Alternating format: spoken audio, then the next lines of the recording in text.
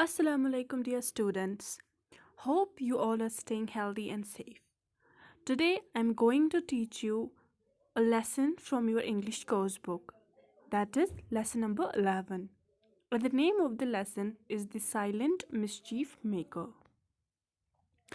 The Silent Mischief Maker. Silent, we mean quiet, one who doesn't speak, who doesn't utter a word. Okay, when someone doesn't utter a word, we say that the person is in a silent mode or something. When anything doesn't make any sort of sound, so we call that as silence. Mischief, we mean uh, shararat in Urdu, or we can say any sort of damage or any sort of कोई नुकसान पहुंचाना, we call that as mischief. So maker is someone who makes that damage or who does such sort of mischievous activity.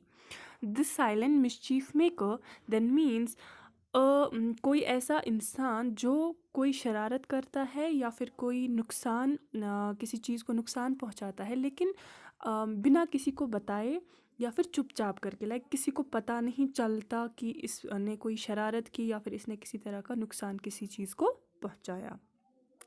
So this is a poem. Okay, so first of all I am going to read the poem just to get the words correctly, their pronunciation correctly, and after that I will make you understand its meaning. Let's start with the reading. I know a funny little man, as quiet as a mouse, who does the mischief that is done in everybody's house. There is no one ever sees his face, and yet we all agree that every plate we break was cracked by Mr. Nobody. 'Tis he who always tears our books, who leaves the door ajar, he pulls the buttons from our shirts, and scatters pins afar. That squeaking door will always squeak, for prithee, don't you see, we leave the oiling to be done by Mr. Nobody. He puts damp wood upon the fire that kettles cannot boil. His are the feet that bring in mud and all the carpets soil. The papers always are mislaid who had them last but he. There is no one tosses them about but Mr. Nobody. The finger marks upon the door by none of us are made. We never leave the blinds unclosed to let the curtains fade. The ink we never spill, the boots that lying around you see, are not our boots, they all belong to Mr. Nobody. Okay, so this is all about the reading. Now I am going to make you understand its meaning. So this poem is about a person who does some mischievous activities, who does any sort of, who causes a damage to certain things. एक ऐसे इंसान की story है, एक ऐसे इंसान के related ये पोएम है जो शरारत करता है. I know a funny little man as quiet as a mouse. So the writer here says that कि मैं एक ऐसे छोटे बच्चे को जानता हूँ. It says little means छोटा, man. Man means an आदमी, कोई आदमी. But here it has written little. Okay, so that means he is talking about, or this writer is talking about a boy, a kid. So the writer says that I know a man, I know a little kid who is very quiet, who doesn't talk, who doesn't talk enough or who does not talk at all. He is very quiet like a mouse, जो बहुत ही चुप शांत रहता है. किसकी तरह? Like a mouse, एक चूहे की तरह. Who does the mischief that is done in everybody's house. जो वो शरारतें करता है, वो सारी शरारतें करता है जो हर एक के घर में होती है.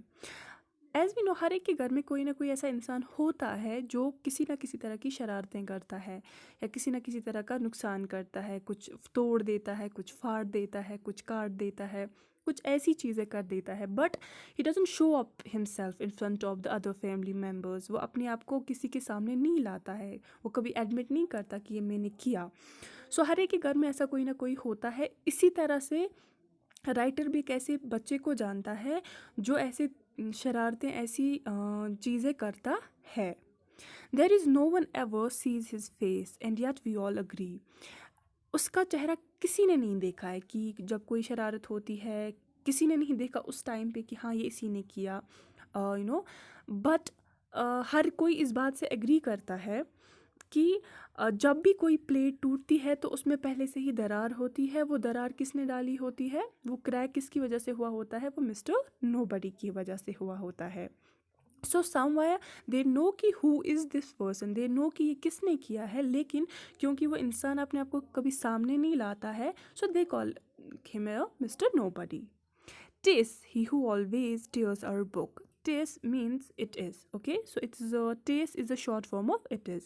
So it is this Mr. Nobody. ये Mr. Nobody ही है जो बुक्स फाड़ता है, जिसने ये बुक्स फाड़ी है, मतलब अकॉर्डिंग टू राइटर, कि ये राइटर बता रहा है कि जो तुम ये देख रहे हो तुम्हारी बुक्स फाड़ी हुई है किसी ने, तो ये वही मिस्टर नोबडी है।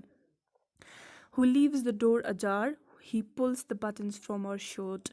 ये वही है जिसने डोर जो है थोड़ा सा खुला रखा है, जिसने डोर अच्छे से बंद नहीं किया बल्कि थोड़ा खुला रखा है, और आधा बंद किया है, आधा खुला रखा है। तो ये वही है, ये वही मिस्चीवियस बच्चा है, ये वही बच्चा है जिसने ये सब किया है। He pulls the buttons from our shirts. जो आप देखते हो कि कभी कभार आपके बटन्स के शर्ट नहीं, सॉरी, आपकी शर्ट के बटन नहीं मिल रहे हैं या फिर वो खो गए हैं, तो वो एक्चुअली खोए नहीं हुए होते, बल्कि वो किसने उनको ये किया होता है, इसी मिस्टर नोबडी ने वो पुल किए होते हैं, उनको निकाला होता है। एंड स्कैटर्स पिन्स अफार, एंड उसने वो चीज़ें बिखेर के रख देता है, वो पिन्स हो या फिर यही शर्ट, ये बटन्स हो, ये उनको बिखेर के रखता है, लाइक कहीं पे भी फेंक देता है। That squeaking door will always squeak. Squeak भी मीन जब हम कभी कभार कोई डोर जब हम खोलते हैं या फिर बंद करते हैं तो उसमें से एक आवाज़ आती है, जस्ट लाइक जैसे कोई चूहा रो रहा है। ओके, सो दैट आवाज़ उसको हम स्क्वीक कहते हैं। तो राइटर से जो ये डोर, अब कभी आपको ये स्क्वीकिंग डोर जो आपको ये आवाज़ सुनने को मिल रही है इस दरवाजे से, ये हमेशा ऐसे ही रहेगा। क्यों? क्योंकि अकॉर्डिंग टू राइटर इन्होंने मिस्टर नोबडी जो है, मिस्टर नोबडी यानी एक बच्चा, घर में एक बच्चा जो था, इसको काम दिया था कि आप इस पर ऑयल लगाओगे इस डोर पे, सो दैट आवाज़ इससे नहीं आएगी। दैट इज़, जब किसी डोर से कोई आवाज़ आती है, इस तरह की कोई आवाज़ आती है जैसे कोई माउस या कोई चूहा रो रहा है, तो उस पर ऑयल लगाया जाता है सो दैट वो आवाज़ आना बंद हो जाए। ये काम राइटर ने किसी को घर में दिया था, तो उसने वो काम नहीं किया है, दैट इज़ वाई उस डोर से बहुत सारी आवाज़ें कंटिन्यूसली आ रही है। तो इसको डायरेक्टली शक होता है कि जिसको ये काम सौंपा गया था वही मिस्टर नोबडी है, क्योंकि वो एक तो जो इसको काम दिया जाता है वो करता नहीं है, प्लस बाकी सारी जो घर में ऐसे चीज़ें होती रहती है, किसी तरह का नुकसान होता रहता है, ये भी वही कर रहा है। Then he puts damp wood upon the fire that kettles can't boil. Damp we mean moist, जो नमी जिसको हम कहते हैं। तो ये वही मिस्टर नोबडी है जो गीली लकड़ी जो है वो आग में डालता है। इससे क्या होता है, क्योंकि जब गीली लकड़ी हम आग में डालेंगे तो आग जो है वो अच्छे से नहीं जलेगी, प्लस वो लकड़ी भी ठीक से नहीं जलेगी बिकॉज़ वो गीली है। सो ये मिस्टर नोबडी ऐसा करता है कि वो गीली लकड़ी आग में डालता है, जिसकी वजह से जो आग पे हमने पकाने के लिए रखा होता है या बॉयल करने के लिए रखा होता है, चाहे वो केटल हो या कुछ भी, तो उसमें उबाल नहीं आता है। हिज और the feet that bring in mud, उसी के पैर है जो आपको ये घर के अंदर ये मिट्टी मिल रही है, ये उसी के पैरों ने लाई है। वो ऐसे ही बाहर गया था बिना शूज़ लगाए, तो जब वो अंदर आया उसके पैर पूरे कीचड़ से भरे पड़े थे, तो वही कीचड़ जो है ये कारपेट्स पे आप जो ये मिट्टी देख रहे हो ये वही है, ये उसी ने किया है। The papers always are mislaid, who had them last but he. तो आप ये बोल रहा है राइटर कि जो आप ये पेपर्स आपने रखे थे जो आपको नहीं मिल रहे हैं, आपने पेपर्स जहाँ पे रखे थे आपको वहाँ पे नहीं मिल रहे हैं, वो लास्ट बार ही आपने किसके हाथ में देखे थे, वो इसी मिस्टर नोबडी के हाथ में थे।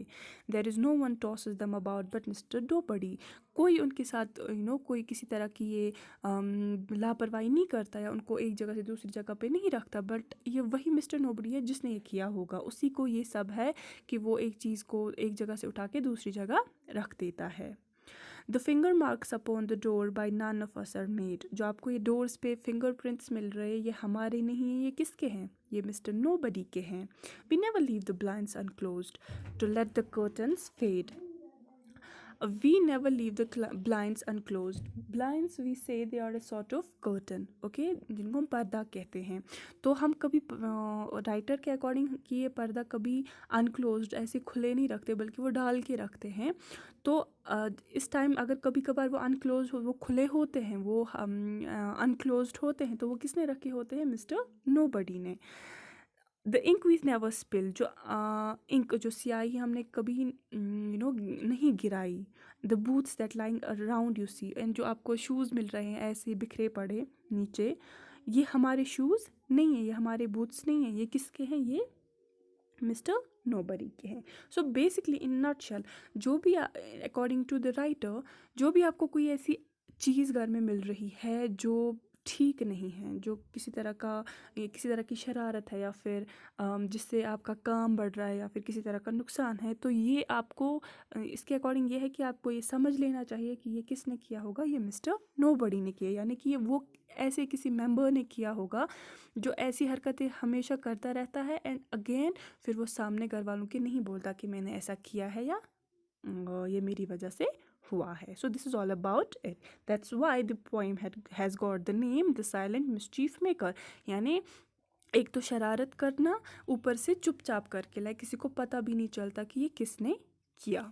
Okay, I hope you understood the whole poem, you understood the meaning, you understood the pronunciation of every word. Thank you and have a very nice day.